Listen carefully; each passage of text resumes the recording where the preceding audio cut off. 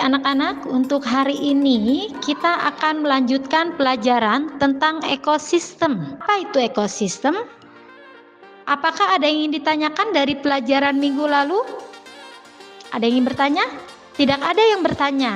Misnya akan bagi kelompok untuk menyelesaikan tugas secara bersama-sama.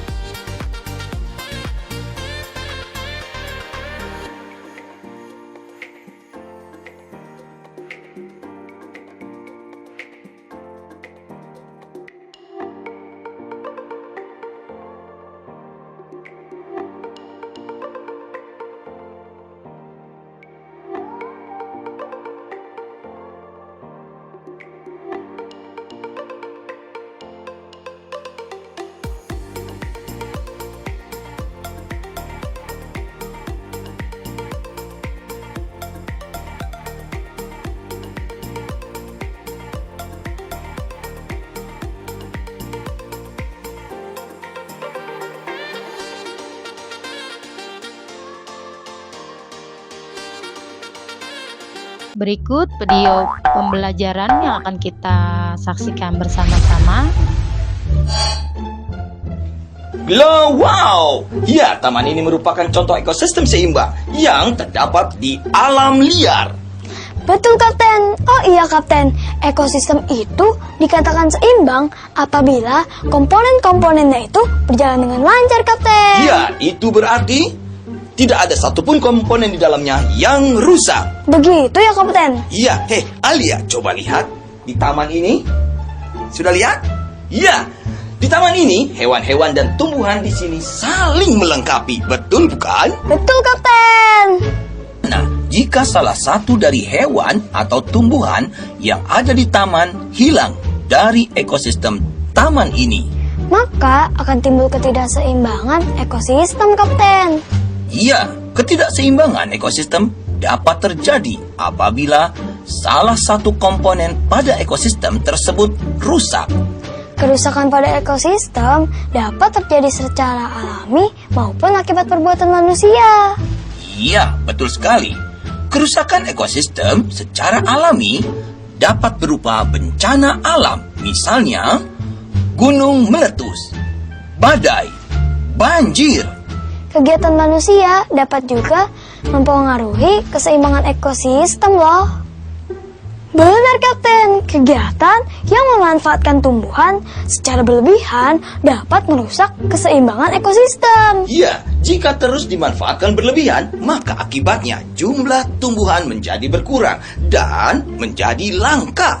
Dan ekosistem pun akan terganggu. Oleh karena itu, kita harus menghindari kegiatan-kegiatan seperti penebangan hutan liar, pembakaran hutan oleh manusia dapat mengganggu keseimbangan ekosistem. Karena tanpa disadari, saat ingin membuka lahan pertanian dan perumahan, manusia membuka lahan dengan cara membakar hutan. Akibatnya, lapisan tanah terbakar, tanah pun menjadi kering dan tidak subur, yang menyebabkan hewan-hewan tidak dapat hidup di hutan. Sehingga banyak yang mencari makan ke tempat lain. Penggunaan pupuk buatan yang berlebihan dapat menyebabkan terganggunya keseimbangan ekosistem. Jika terkena air hujan akan larut dan terbawa air ke sungai atau ke danau. Akibatnya di tempat tersebut terjadi penumpukan unsur hara, Kapten. Iya, sehingga gulma seperti eceng gondok akan tumbuh subur, yang mengakibatkan sistem perairan di sungai atau danau tertutup dengan tanaman liar ini. Produksi perikanan pun akan terganggu, Kapten. Karena ikan-ikan tidak bisa mendapatkan sinar matahari karena tertutup oleh tanaman liar ini. Akibatnya, keseimbangan ekosistem perairan juga akan terganggu. Penggunaan insektisida yang berlebihan akan merusak ekosistem. Ya, karena akan merusak tanaman dan membunuh makhluk hidup yang tidak merusak tanaman.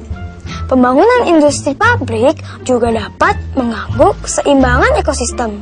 Bila limbah pabrik tersebut tidak diolah terlebih dahulu, Akan mengakibatkan polusi, baik polusi tanah, udara, maupun polusi air. Alia, tahukah kamu beberapa tumbuhan dimanfaatkan secara berlebihan oleh manusia? Tahu dong Kapten, hal ini dapat mengganggu keseimbangan ekosistem. Betul sekali Alia. Berikut ini adalah tumbuhan-tumbuhan yang sering digunakan manusia hingga mengarah pada pemusnahan jenis tumbuhan tertentu. Seperti Kayu jati biasanya digunakan untuk pembuatan mebel. iya Alia, kayu cendana juga banyak digunakan sebagai bahan kerajinan seperti tasbih. Batang gaharu banyak digunakan sebagai bahan minyak atsiri. Batang rotan banyak juga digunakan sebagai bahan kerajinan tangan Alia. Betul banget tuh Kapten.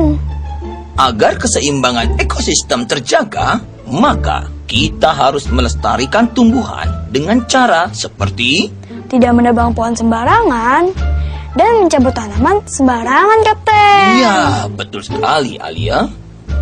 Penanaman kembali tanaman yang telah dimanfaatkan atau peremajaan tanaman. Dengan menanam banyak tanaman, kita telah membantu terjaganya ekosistem di sekitar kita, Kapten. Iya, betul sekali Alia. Kita juga merawat tanaman dengan benar dengan cara tidak memberikan air dan pupuk berlebihan. Betul banget tuh, Kapten.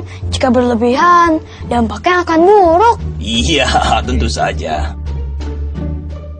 Alia, selain pemanfaatan berlebihan pada tumbuhan, pemanfaatan berlebihan pada hewan juga sangat berbahaya terhadap keseimbangan ekosistem. Seperti berburu ya, Kapten. Iya, betul. Seperti harimau, macan tutul, gajah, burung cendrawasih, dan badak bercula. Iya, betul sekali. Perburuan liar pada hewan-hewan ini menyebabkan terganggunya ekosistem akibat kelangkaan hewan Alia. Betul banget tuh, Kapten. Iya, penangkapan ikan di laut dengan racun ataupun peledak sangat berbahaya karena dapat menyebabkan rusaknya terumbu karang Alia. Wah, bahaya sekali ya, Kapten. Padahal terumbu karang itu kan mempunyai peran penting bagi ekosistem laut. Ya, kamu pintar Alia. Iya Alia, terumbu karang adalah tempat hidup ikan-ikan kecil yang menjadi makanan ikan yang lebih besar. Jika jumlahnya berkurang, maka ekosistemnya akan terganggu Alia. Hewan seperti badak bercula diambil culanya untuk bahan obat. Dan untuk mengambil cula badak, badak harus dibunuh terlebih dahulu. Sungguh mengerikan Alia. Iya nih, Kapten. Ini nih yang membuat keberadaan badak semakin langka. Begitu juga dengan gajah. Ia diburu untuk diambil gadingnya. Untuk mengambil gading gajah, biasanya manusia membius atau membunuhnya terlebih dahulu Alia. Wah, benar-benar kejam ya, Kapten. Iya, macan tutul dan harimau juga diburu manusia untuk diambil kulitnya, taringnya, dan tulangnya untuk perhiasan dan obat Alia. Burung merak juga diburu untuk diambil bulu ekornya oleh manusia untuk hiasan, kipas, atau topi. Agar keseimbangan ekosistem terjaga, maka kita harus melestarikan hewan-hewan langka tersebut dengan cara sebagai berikut. Tidak berburu hewan liar yang dilindungi. Hewan-hewan langka harus dilindungi dari perburuan liar Alia. Membudidayakan hewan langka. Membuat gading tiruan untuk menurunkan tingkat perburuan gajah. Jadi, hari ini kita sudah belajar apa saja Alia? Banyak, Kapten. Intinya, dengan kita belajar keseimbangan ekosistem ini, kita menjadi lebih peduli kepada lingkungan. Iya, betul sekali itu Alia. Dan juga kita harus memperhatikan makanan yang kita berikan pada hewan. Betul banget tuh, Kapten. Cerdasnya anak Indonesia.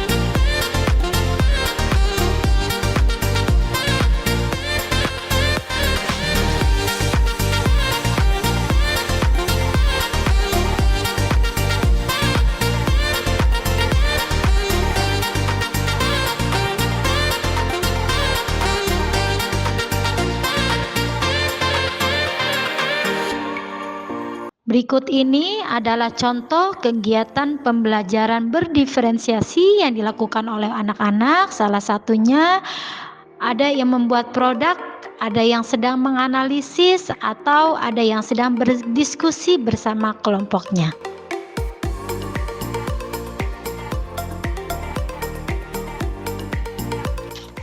Terima kasih, cukup sekian dari saya Ainia dari Sekolah Surya Bangsa. Keragaman adalah keniscayaan, mari bergerak menuju guru profesional dalam mewujudkan merdeka belajar.